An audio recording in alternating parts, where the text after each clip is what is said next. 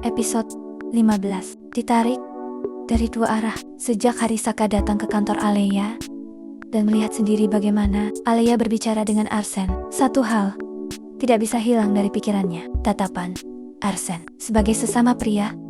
Ia tahu itu bukan tatapan klien, bukan tatapan rekan kerja, itu tatapan pria yang tertarik. Dan Saka tahu itu, sangat tahu. Saka sebenarnya yakin Alea tidak mungkin menyukai Arsen. Alea bukan tipe wanita yang mudah terpikat, apalagi dalam pikirannya yang penuh ego. Secara fisik, aku jauh lebih tampan dari dia, tapi yang membuat Saka gusar bukan soal itu. Yang membuat dadanya sesak adalah Alea terlihat nyaman dengan Arsen. Nyaman berbicara, nyaman tertawa, nyaman berdiskusi. Hal-hal yang sudah lama tidak ia lihat saat Alea bersamanya. Saka mulai sering datang ke apartemen Alea, lebih sering dari biasanya, mencari alasan untuk menemani. Aku mau nemenin kamu kerja. Aku antar kamu ke kantor besok. Aku jemput kamu pulang. Alea tidak menolak, tapi juga tidak terlihat terlalu senang. Saka merasa, nah, tola burakunam.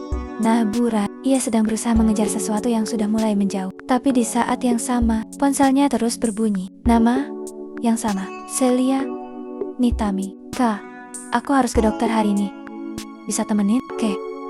Aku gak berani sendirian malam ini. Kak, aku mimpi buruk lagi. Alasan Celia tidak pernah besar, tapi selalu cukup untuk membuat Saka merasa bersalah kalau menolak. Malam itu, Saka pulang dari rumah Celia dengan kepala penuh. Di satu sisi, Celia membuatnya merasa dibutuhkan. Di sisi lain, Alea membuatnya merasa kehilangan sesuatu yang sangat berharga, dan ia tidak tahu mana yang harus ia pertahankan.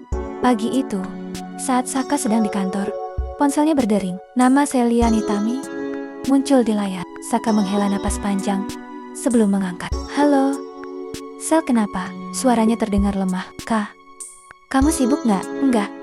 Kenapa? Suara Celia pelan dan rapuh.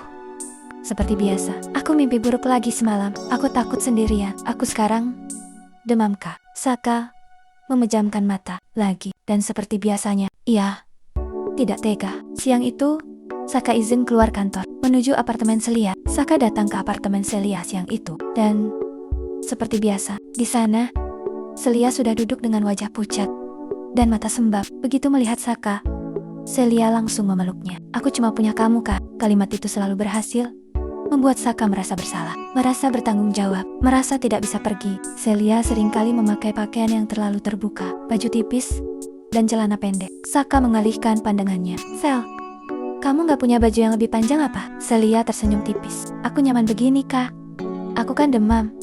Tubuhku berkeringat. Kamu juga bukan orang lain, kan? Kalimat itu membuat Saka makin tidak nyaman. Ia duduk menjaga jarak, tapi Celia selalu mendekat, selalu mencari alasan untuk menyentuh tangannya dan bersandar di bahunya. Saka menahan diri sekuat mungkin. Entah sampai kapan ia bisa terus menahan diri seperti ini. Celia menatap Saka dalam. Alea masih marah sama kamu. Saka terdiam. Dia nggak marah. Berarti dia udah nggak peduli sama kamu, Kak. Kalimat itu menusuk tepat di pikiran Saka, karena memang itulah yang ia rasakan. Celia melanjutkan pelan. Kalau kamu pergi dari aku sekarang, aku benar-benar nggak punya siapa-siapa. Dan lagi, Saka terjebak di rasa kasihan yang sama. Malam itu, Saka kembali pulang dengan kepala penuh. Sementara di apartemennya, setelah kepergian Saka, Celia menatap layar ponsel, melihat kembali pesan terakhir dari Saka tadi siang. Ia tersenyum tipis, berbisik pelan pada dirinya sendiri. Kalau aku terus seperti ini, Saka gak akan pernah bisa benar-benar lepas dariku. Dan Celia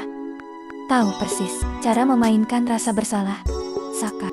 Di tempat lain, Arsen mengirim pesan pada Alea. Besok, saya ada waktu luang. Kalau kamu tidak sibuk, saya ingin mengajak makan malam. Alea membaca pesan itu, terdiam cukup lama. Dan untuk pertama kalinya, ia mempertimbangkan, bukan karena Arsen, tapi karena ia ingin melihat dunia di luar lingkaran yang selama ini menahannya. Ia ingin mulai membuka diri pada hal lain. Bersambung.